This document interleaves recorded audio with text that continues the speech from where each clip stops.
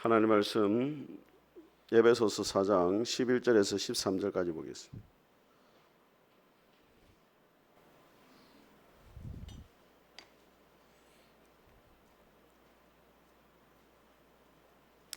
에베소서 4장 11절에서 13절까지 우리 한 절씩 교도하겠습니다. 제가 먼저 읽겠습니다. 그가 어떤 사람은 사도로, 어떤 사람은 선지자로, 어떤 사람은 복음 전하는 자로, 어떤 사람은 목사와 교사로 삼으셨으니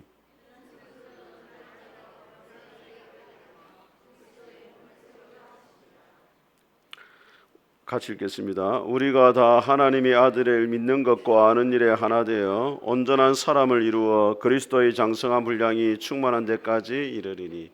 아멘. 우리 앞서 인사하겠습니다. 잘 오셨습니다. 은혜 받으시기 바랍니다. 자, 첫 번째 화면 보여주세요. 첫 번째. 자, 오늘은 우리 재직분들 세미나에 전체 오늘 1년 동안 어떻게 교회를 섬겨야 할 것인가 같이 한번 보도록 하겠습니다. 같이 한번 읽어보겠습니다. 시작. 재직이란 말은 세상에서 별로 사용되지 않는 말입니다. 한자로는 다시 한자로는 시작. 한자로는 모든 제 임무직으로 표기합니다. 그 의미는 여러 직책, 여러 직원이라는 뜻입니다. 그러므로 재직에는 서리집사, 안수집사, 장로, 근사 그리고 목사를 비롯한 자를 다 포함합니다. 재직이라는 것은 모든 직분을 다 포함하는 것이다. 그렇게 보면 되겠습니다. 그래서 우리 교회에 여러 가지 직분이 있습니다. 장로, 권사, 또 안수집사, 서리집사 이런 직분들이 있는데 그 모든 직분들을 한마디로 뭐라고 말한다고요? 재직이다. 모든 직분이다. 그렇게 이야기합니다. 자, 같이 한번 읽어보겠습니다. 시작. 이는 성도를 온전하게 하여 봉사일을 하게 하며 그리스도의 몸을 세우려 하심이라. 하나님께서 교회에 직분을 주신 궁극적인 목적이 뭐냐? 뭘 세우기 위해서입니까? 그리스도의 교회를 세우는 데 있습니다. 교회를 세운다는 것은 뭐냐? 건축을 하는 것이 아닙니다, 여러분. 교회를 세운다는 것은, 교회라는 것은 신앙 고백을 하는 공동체의 모임입니다. 그러니까 저와 여러분들이 작게는 한 사람 한 사람이 교회고 그 예수님을 믿는 사람들의 모임이 교회예요. 그러니까 교회를 세운다는 것은 뭐냐면 한 사람 한 사람을 주님이 원하시는 사람으로 변화시켜 가는 것을 말합니다. 자, 우리 14절을 같이 한번 읽어보겠습니다. 15절까지 시작. 이는 우리가 이제부터 어린아이가 되지 아니하여 사람의 속임수와 간사한 유혹에 빠져 온갖 교훈의 풍조에 밀려 요동하지 않게 하려 함이라. 오직 사랑 안에서 참된 것을 하여 범사에 그에게까지 자랄지라. 그는 머리니 곧 그리스도라. 그러니까 교회를 세운다는 것은 한 사람 한 사람이 누구를 닮아가는 겁니까? 예수님을 닮아가도록 도와주는 거예요. 그것이 교회를 세우는 것입니다. 그러니까 여러분 해야 될 일이 뭐냐? 여러분들이 신앙의 본이 되어지고 또 서로 사랑과 선행으로 격려하고 위로함으로 한 사람 한 사람을 누구를 닮은 사람으로? 예수님을 닮은 사람이 되어야 돼요. 신앙생활의 목표가 주님을 닮아가는 사람이 되어야 돼요. 여러분이 신앙생활 오래 했는데 그 열매가 뭐냐? 예수님을 얼마나 닮았느냐를 봐야 돼요. 몇백 번 한번 보세요. 누구를 닮았습니까?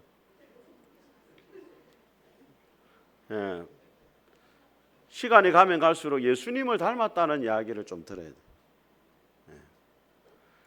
자, 같이 한번 읽어보겠습니다. 시작. 이에 12를 세우셨으니 이는 자기와 함께 있게 하시고 또 보내사.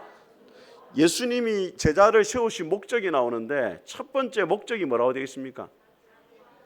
예수님과 함께 하는 거죠. 그 예수님과 함께 하는 것이 왜 중요하냐? 사람은 누구와 함께 하느냐에 따라서 그 사람을 닮아가게 되어 있습니다. 부부가 닮잖아요. 왜 닮습니까? 같이 있다 보니까 닮는 거예요. 자녀들은 누구를 닮습니까? 부모를 닮아가거든요. 그것처럼 누구와 함께 있느냐는 그 사람을 닮아가요. 그 예수님이 제자를 부르시고 제자 훈련의 가장 중요한 핵심이 뭐냐면 따라합니다. 자기와 함께 하는 것이다. 예수님과 함께 하는 게 제자 훈련의 핵심이에요. 뭐 성경 공부를 가지고 뭐 1단계, 2단계, 3단계, 4단계 이렇게 한다고 해서 제자 훈련이 되는 게 아니고 주님과 함께하는 시간을 가져야 주님의 사람으로 변화가 되는 거예요. 그러니까 여러분도 마찬가지입니다. 여러분이 교회를 오래 다녔다 해가지고 신앙이 자연스럽게 성장하는 게 아니에요. 10년, 20년 교회를 다녀도 늘 생각하는 거, 말하는 거, 행동하는 게 그 자리에 있는 사람이 있습니다. 그 이유가 뭡니까? 주님과 함께하는 시간이 생활 속에 없었다는 거예요. 늘 개인적인 주님과의 사귐이 있어야 되는데 그런 사귐이 없고 그냥 공적인 예배만 참석하고 교회 와서 또 밥 먹고 또 커피도 뽑아 먹고 막 와플도 먹고 막 먹는 거 이렇게 참하다가 시간 지나면은 그냥 종교인이 되는 종교인이. 주님이 원하시는 것은 여러분이 정말로 주님을 닮은 사람이 돼요. 시간이 가면 갈수록 조금씩 변화가 돼야 되잖아요. 그렇지 않은 사람은 종교인입니다. 종교인. 오늘 한국 교회는 종교인들이 많아요. 주님이 찾으시는 사람은 종교인들이 아니고 주님을 닮은 제자가 되는 것입니다. 자, 같이 한번 읽어보겠습니다. 시작. 예수께 땅 모든 권세를 너희에게 주셨으니 너희는 가서 모든 족속으로 제자를 삼아 아버지와 아들과 성령의 이름으로 세례를 주고 내가 너희에게 분부한 모든 것을 가르쳐 지키게 하라. 주님이 원하시는 것은 여러분이 누구의 제자가 되는 겁니까? 예수님의 제자가 되는 거예요. 제자는 누구냐면 스승을 따르고 닮아가는 자가 되는 거거든요. 그게 교회가 존재하는 목적입니다. 교회는 종교인들을 많이 만들어내는 게 아니에요. 예수님이 땅에 계실 때도 수많은 무리가 예수님을 따라왔다 이야기합니다. 수많은 무리. 근데 무리와 제자의 차이가 뭡니까, 여러분? 예? 무리하고 제자의 차이가 뭐예요? 무리는 예수님을 이용해가지고 자신의 욕심을 이루고 자신의 소원을 이루는 게 무리예요. 병 고침 받고 오병이의 기적을 경험하고 귀신도 쫓아내고 예수님을 이용해가지고 자기의 욕심을 채우고 소원을 성취하는 것, 그거는 무리들의 삶이죠. 제자는 뭐예요?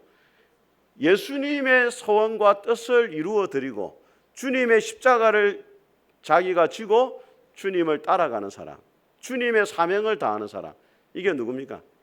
제자죠. 자, 마태복음 한번 보겠습니다. 3장을 한번 보겠습니다.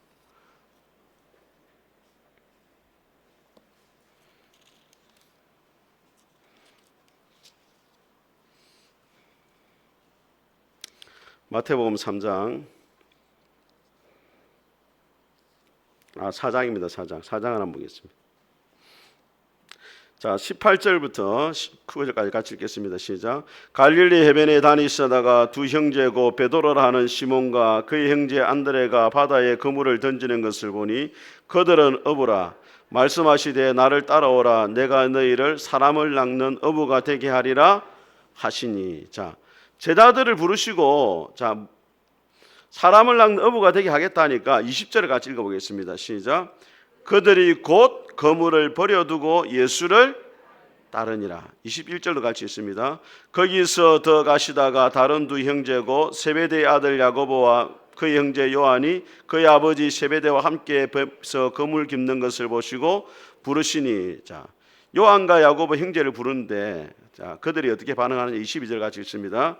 그들이 곧 배와 아버지를 버려두고, 여기도 뭐 버리고 따르잖아요. 근데 23절을 보시면 예수께서 온 갈릴리에 두루 다니사 그들의 해당에서 가르치시며 천국 복음을 전파하시며 백성 중에 모든 병과 모든 약한 것을 고치니 그의 소문이 온 수리아에 퍼진지라. 사람들이 모든 앓는 자고 각종 병에서 걸려서 고통당하는 자, 귀신 들린 자, 간질하는 자, 중풍병자를 데려오니 그들을 고치더라. 자, 무리들은 예수님을 따르는데 버려두고 따랐다 이런 말이 없어요. 대가를 지불하지 않습니다. 단순히 예수님을 자신의 어떤 목적을 위해서 이용하기 위해서 예수님을 따라왔다는 거예요. 그들이 누구라고? 무리들이다. 여러분 자신 한번 돌아봐야 돼요. 내가 지금 예수님을 따르는데 무리에 속해 있는지 안 그러면은 제자인지를 돌아봐야 돼요. 옆에 분한테 말하시면 예수님의 제자가 됩시다 하면서. 자, 우리 교회의 그래 사명이 뭐가 되어야 되느냐 같이 한번 읽어보겠습니다. 시작. 우리는 이웃을 그리스도께로 인도하여 예수님의 제자로 삼기 위해 존재합니다. 교회가 존재하는 목적이 단순히 사람을 많이 모으는 데 있는 게 아니고 여러분들이 누가 되어야 됩니까? 예수님의 제자가 되어야 돼. 자, 제자의 삶을 가장 잘 보여주는 것이 이 수레바퀴입니다. 수레바퀴.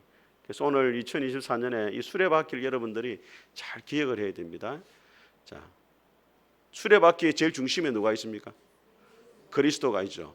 자, 밖에는 뭐가 있어요? 그리스도인의 순종하는 삶. 예.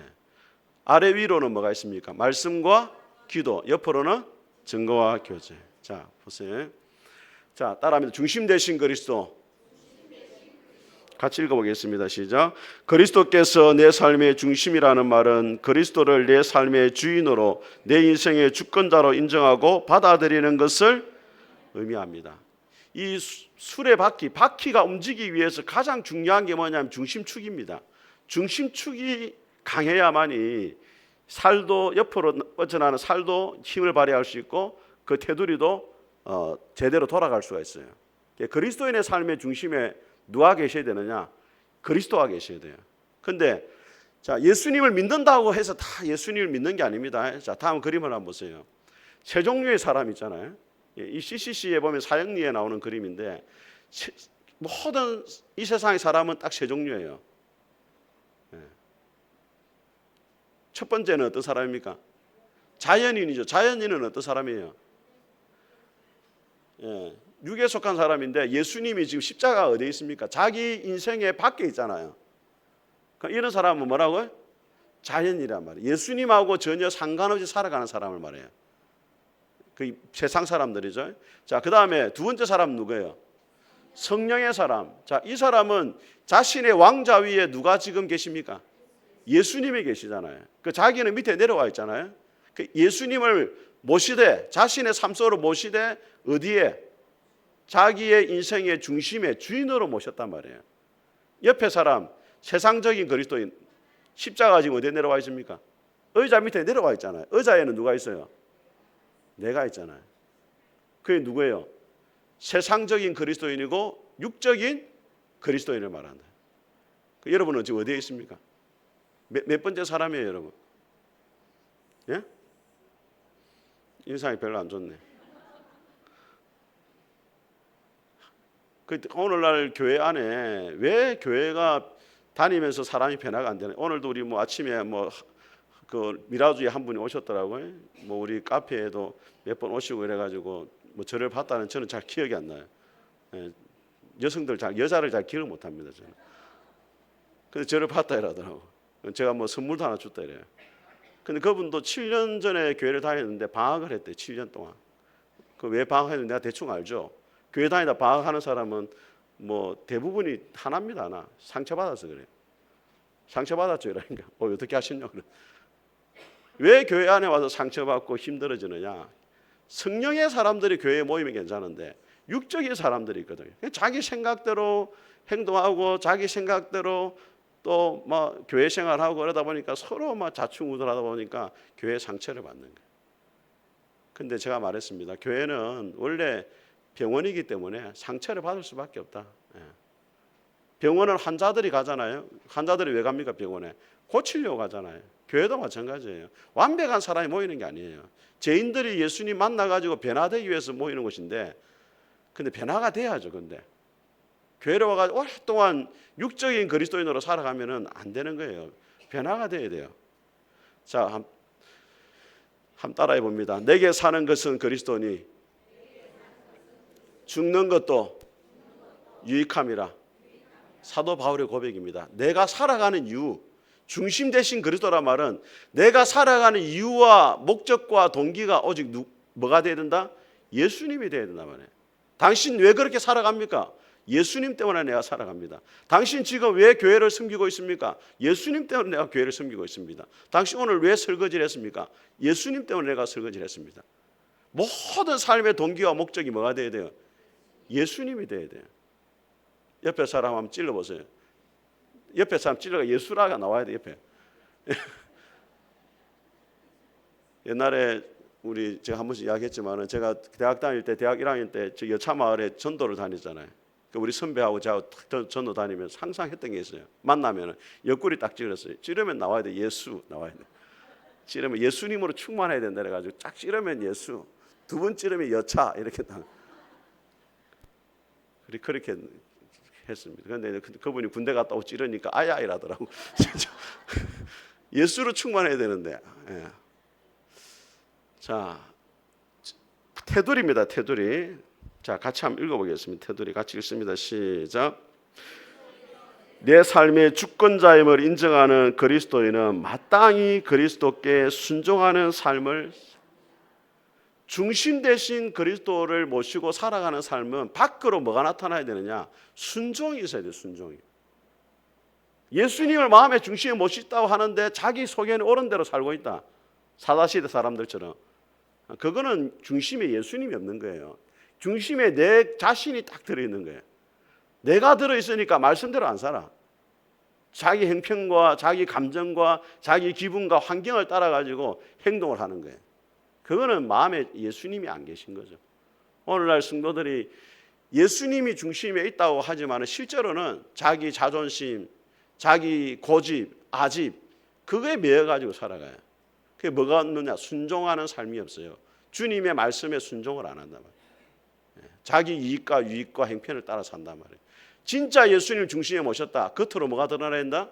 순종의 삶이 있어야 돼요. 순종이. 자, 이제 수직적으로 이 중심 대신 그리스도를 모시고 살아가는 사람이 순종의 삶을 살기 위해서 가능하도록 도와주는 살이 있어요. 살. 그죠? 아래 위에 살. 그게 뭡니까? 말씀과 기도. 말씀과 기도의 살이 있어야 중심 대신 그리스도를 모시고 살아가는 사람이 순종할 수 있다는 거예요. 같이 한번 읽어보겠습니다. 시작. 그리스도인은 말씀과 기도로 하나님과 교제할 수 있습니다. 이게 왜 중요하냐? 포도나무 대신 주님께로부터 영양분을 흘러받아야 열매를 맺잖아요. 예수님께로 영양분을 공급받는 길이 뭡니까? 말씀 읽고 묵상하고 또 하나님 뭐 하는 거예요? 기도하는 거예요. 자, 그래서 이제 올해부터 그 공동체 성경 읽기를 작년부터 우리가 이제 새벽마다 와서 하고 있는데 올해는 이제 이 공동체 성경 읽기 표를 따라서 이렇게 쭉쭉 우리가 이제 성경 읽어가고 있거든요. 예. 자, 이게 사실은 그 미국의 교포인데 한 1조 정도 갖고 있는 교포가 있어요. 그러니까 이분이 한국 교회를 위해서 이제 성경 읽기에 어떤 그 운동을 해야 되겠다 해가지고 본인이 직접 사비를 들여가지고 이 드라마 바이블 만든 거예요. 성우들을 섭외해가지고. 자, 같이 한번 우리 홍보에서 보기 전에 이거 한번 보겠습니다. 자, 루터 같이 한번 읽어보겠습니다. 시작. 하나님의 말씀이 사라진 예배를 가장 나쁜 변질이라며 참석하지도 말라고 함. 규칙적으로 함께 모여 성경을 30분, 1시간 정도 낭독 후 감사와 성경 읽기가 그만큼 중요하다는 말입니다. 자, 같이 이것도 한번 읽어보겠습니다. 우리 유진 피터스 목사님 시작. 성경이 읽혀질 때는 항상 큰 소리로 낭독되었습니다. 이와 같은 환경에서 기록된 말씀은 살아있는 음성으로 회복되었습니다. 성경 본문 속에 있는 하나님의 마음이 말로 구술되는 것은 압도적인 힘을 가집니다. 우리 홍보 영상 한번 보도록 하겠습니다. 그거 한번 클릭해 보세요. 나오는지. 네. 소리가 나오는데. 네.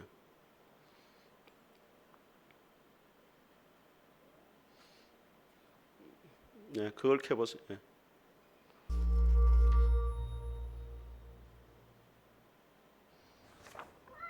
좀 소리를 성경을 읽다가 됐습니다. 이런 구절을 발견했어요. 내가 이를 때까지 읽는 것과 권하는 것과 가르치는 것에 전념하라.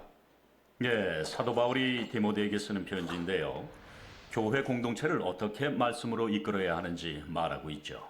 아, 그렇군요. 여기서 성경을 권하는 것과 가르치는 것은 이해가 됩니다. 그런데 함께 성경을 읽는 것은 무슨 뜻이죠? 바울은 이 부분이 왜 그렇게 중요하다고 생각을 했을까요? 바울은 이게 하나님의 백성에게 정말 중요한 관습이었다는 거죠. 이스라엘 백성이 출애굽한 후 시내산을 떠올려 보세요. 그들은 더 이상 노예가 아니었어요. 새로운 정체성과 삶이 필요했죠. 그때 모세가 온 백성들을 모아 큰 소리로 성경을 읽습니다. 그들이 누구고 어디에서 왔고 어떤 부름을 받았는지 다시 생각하게 해줬어요. 이것이 성경 속 첫 번째 공동체 성경 읽기입니다. 맞아요. 그런데 그게 끝이 아니었어요. 마침내 약속의 땅에 도착했을 때 여호수아는 온 백성들을 모아 함께 말씀을 큰 소리로 읽고 들었죠. 그들이 어디에서 왔고 새로운 삶을 어떻게 살아가야 하는지 기억하도록 말이에요. 그럼 이건 항상 해왔던 거군요. 사실 그렇지 않아요. 여호수아가 죽은 후에는 하나님의 말씀을 듣기 위해 사람들이 모였다는 이야기가 없어요. 그리고 그 다음 세대들은 하나님과 그들의 역사를 모르는 세대가 되었죠. 하나님이 하신 일을 다 잊어버린 겁니다. 그 후 몇백 년이 지나서 요시아라는 왕이 말씀을 다시 발견합니다. 그리고 이 관습을 다시 시작하기 위해 이스라엘 백성들을 불러 모았죠. 새로운 운동이 시작된 겁니다. 하지만 곧 백성들은 잊어버렸고 결국 포로로 잡혀갑니다. 그 이후로 에스라와 느헤미야가 이스라엘로 돌아와 사람들에게 어떻게 살아야 하는지 또다시 상기시켜줄 필요가 있었습니다. 정말 대단한 관습이네요. 예, 그래서 공동체 성경 읽기는 유대인의 삶의 핵심이 됐습니다. 매주 회당에 모여 말씀을 함께 들었죠. 예수님도 이 공동체 성경 읽기에 참여하셨습니다. 심지어 본인의 사역도 그 시간에 발표하셨죠. 그는 두루마리에 적힌 이사야 말씀을 읽은 후 본인에 대한 말씀이라고 모두에게 선포하셨습니다. 그래서 바울은 이러한 관습을 유지해야 한다고 디모데에게 말합니다. 이를 통해 전체 공동체가 말씀 속으로 깊게 들어갈 수 있게 말이죠. 그런데 말이죠. 그 시대 사람들은 글을 몰랐잖아요. 그래서 함께 읽을 수밖에 없었던 것 아닌가요? 저는 혼자서도 성경을 충분히 읽을 수 있거든요. 그럼요. 혼자 읽는 것도 중요하죠. 하지만 함께 읽는 것의 능력을 과소평가하면 안 됩니다. 혼자 성경을 읽기는 어렵습니다. 집중하기가 쉽지 않죠. 하지만 하나님의 말씀을 소리내서 함께 읽을 때 변화가 일어납니다. 정말 쉽잖아요. 누군가 설교를 하거나 가르칠 사람이 필요하지 않습니다. 말씀만 들으면 됩니다. 그리고 함께 나누는 거죠. 이 관습은 어려운 상황이 닥쳤을 때마다 하나님의 사람들이 항상 하던 일입니다. 공동체 성경 읽기를 통해서 하나님을 알고 우리가 누구인지 기억해야 합니다. 네, 다음 우리 영상 하나 봅시다.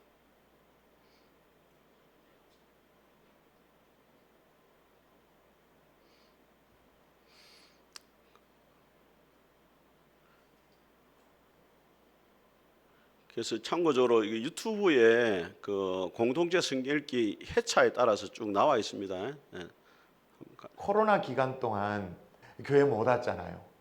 대안이 없었잖아요. 성도들의 성실함과 꾸준함에 다 이렇게 뛰넘기는 그런 상황이었는데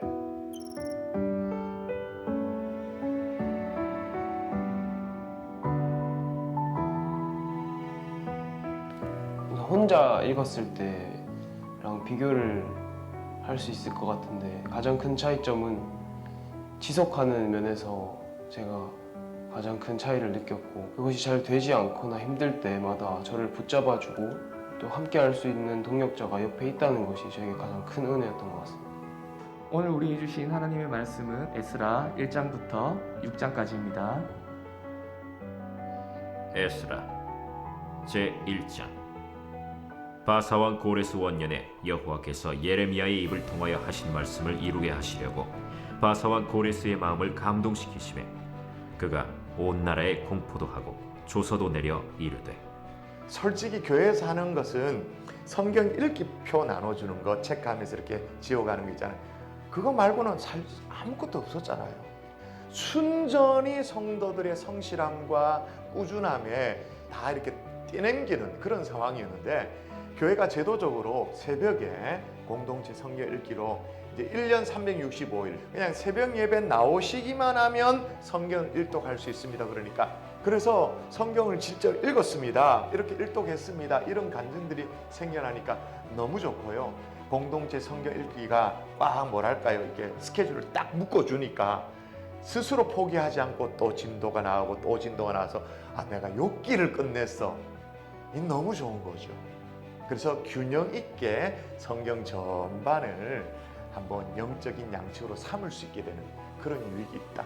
또 하나는 뭐냐면 이 공동체 성경 읽기를 쭉 하니까 영적인 흐름이 끊어지지 않는 그런 유익함이 있었죠. 그러니까 이게 된다 안 된다는 것은 저희 교회가 입증할 수 있는 게 뭐냐면 3년 이렇게 하고 있으니까 개런티 된 거죠. 예, 다음에 화면 보겠습니다.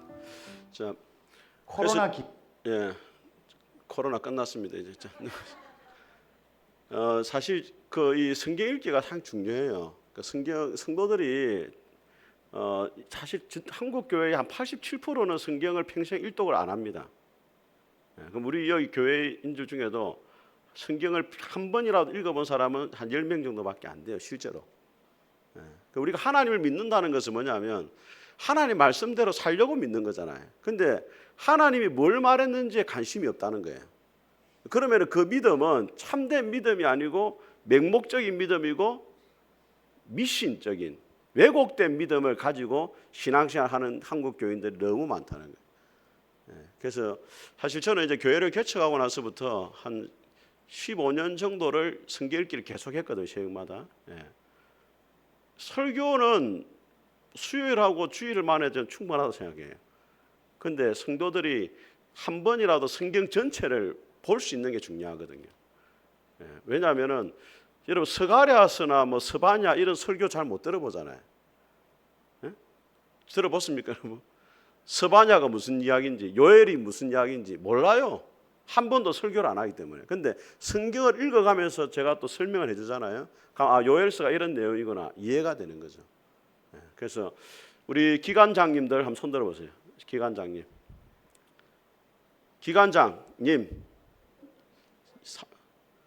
사여전도에 자 눈치 손 내리세요. 기관장님들이 해야 될 일이 뭐냐? 매일 그 공동체 성경 유튜브를 링크해 가지고 그 카톡에 올리세요. 저기 보면은 5회차 이렇게 돼 있는데 헷갈리면 안 됩니다. 우리가 하는 성경 읽기는 그 구약 일부분하고 시편으로 항상 마무리되는 겁니다. 거기 보면은 또 신약 구약 나와 있는 오른쪽에 그도 있습니다. 근데 제가 동그라미 해놓은 거 있잖아요. 그거를 올려주세요. 또 우리 목장님도 마찬가지입니다. 그거를 매일 올려주세요. 그래서 읽든지 안 읽든지 양심의 가책이라 좀 느낄 수 있도록 계속 이렇게 하이마들 양심이 아니면 한 번이라도 보겠죠. 우리 주일학교도 마찬가지고 계속 하고 우리 청년부나 우리 학생회도 마찬가지고 계속 올려가지고 또 그렇게 성경 읽기를 올해는 한 번이라도 일독할 수 있도록 그렇게 했으면 좋겠습니다. 그리고 말씀 묵상도 마찬가지입니다. 여러분들이 매일 성경을 지금 가져가셨는데 한 구절이라도 그날 내가 은혜가 됐던 말씀을 카톡에 올리고 서로 말씀을 공유할 수 있도록 그렇게 하시면 좋겠습니다. 자, 같이 한번 읽어보겠습니다. 시작. 조금 나아가서 얼굴을 땅에 대시고 엎드려 기도하여 이르시되 내 아버지여 만일 할만하시거든 이 잔을 내게 지나가게 하옵소서. 그러나 나의 원대로 마시옵고 아버지의 원대로 하옵소서 하시고. 자, 하나님과에 있어서 제일 중요한 축이 말씀입니다. 그 다음에 뭐예요? 기도. 그 기도는 뭐냐? 함따라합니다. 사귐으로서의 기도. 하나님과의 사귐을 위한 기도입니다.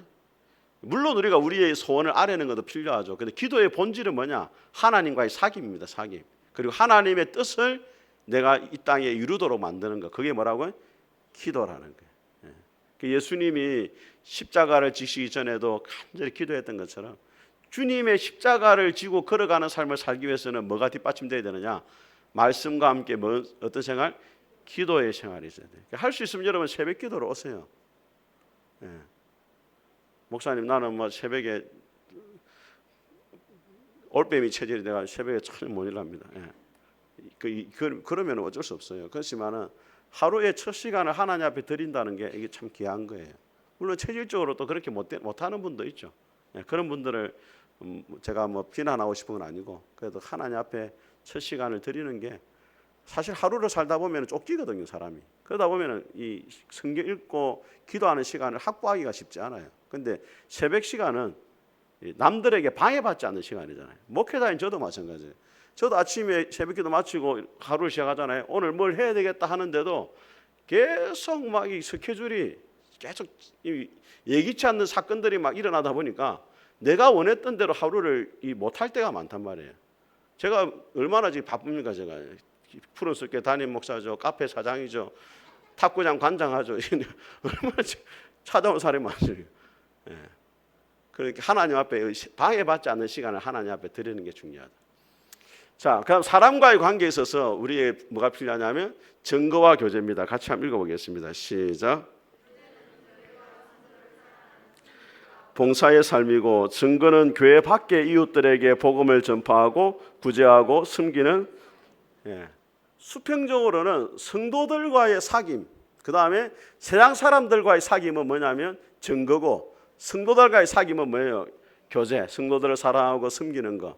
그 다음 또 세상으로 가서는 믿지 않는 사람들에게 복음을 전하고 구제하고 섬기는 거. 이 양날개가 펼쳐져야 돼. 그래야 이 정상적이고 주님의 제자로서의 삶이 완성이 되는 거예요.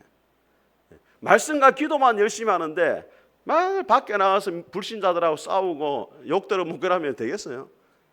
안 되는 거죠. 교회 안에서 교제도 마찬가지예요. 그래서 우리 교제를 나눌 때, 자, 이 무슨 그림입니까 이게? 철새죠. 기러기가 날아가는데 항상 기러기는 무슨 자형으로 날아가냐면 V자형으로 날아가요. 그 V자형이 왜 날아가느냐? 제일 V자의 꼭대기에는 제일 힘이 센 기러기가 제일 앞장섭니다. 그럼 뒤에는 바람의 저항을 덜 적게 받아요. 한 15% 20% 적게 받아요.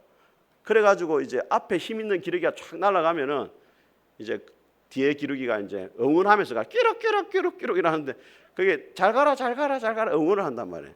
그래가지고 수천 킬로를 날아간단 말이에요. 사랑과 선행으로 격려하는 게 필요하다 이 말입니다. 그래서 목장 모임을 하는데 이번에 뭐 목장 모임 오늘 잘 하셨어요? 목장 모임에 제일 중요한 게 뭡니까 여러분? 어떤 분은 간식이라더라고. 간식 중요합니다 여러분. 목장 모임 할 때 할 수 있으면 간식을 좀 준비를 하세요. 돈 모아가 어디 있습니까? 자꾸 어디 뭐 하지 말고 목장 모임에 간식을 모여야 돼. 왜냐하면 입이 열려야 마음이 열려요. 우리 한국 사람들은 예수님도 별명이 뭐예요? 먹기를 탐하는 자였잖아요. 항상 예수님 잔치집에 가보세요. 가나의 혼인잔치에 가죠. 시몬이 또 잔치집에 가죠. 항상 잔치집에 가요. 얼마나 예수님 먹는 걸 좋아했으면 십자가에 죽기 전에도 먹고 죽었잖아요. 최후의 만찬까지 하고 돌아가셨다니까. 그 의미가 있는 거예요. 의미가. 서로 먹는 걸 잘해야 돼요. 아시겠죠? 근데 제일 중요한 게 뭐냐면 간식이 아니고 따라합니다. 성령님이 그 모임을 주도해야 된다. 성령님이 일하셔야 돼요. 그러기 위해서는 우리 리더분들이 중요한 게 뭐냐면 조금 기다려줘야 됩니다. 모든 사람이 말할 준비가 아직 안 돼 있거든요. 네 해라 막 안 할래 막 이런 조금 기다려주면서 그 어떤 나눔을 먼저 시작할 사람을 기다려줘야 돼요. 그러면 자연스럽게 성령님이 감동을 주신단 말이에요. 나누기 시작하고. 근데 나눔을 할 때 중요한 건 또 뭐냐면 절제가 있습니다. 절제.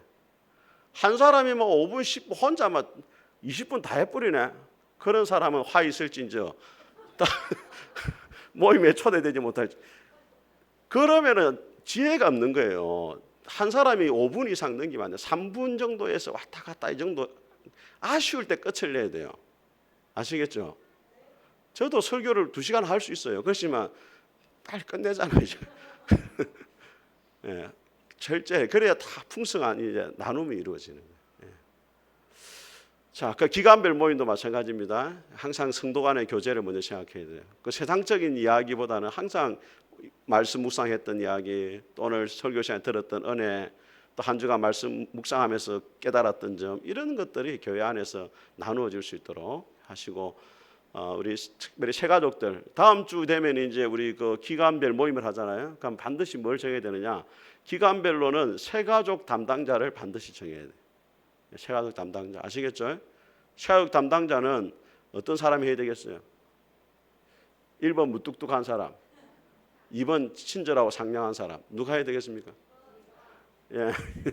무뚝뚝한 사람 하면 안 됩니다. 부담스럽습니다. 그럼 새가족이 친절하고 상냥하고 항상 이렇게 섬기기 잘하는 분들이 그 역할을 감당을 해줘야 됩니다. 자, 전도입니다. 자, 따라합니다. 증거를 통해 그리스도를 전한다. 자, 예수님이 사람을 낚는 낚시꾼이라 됐습니까? 어부라 했습니까?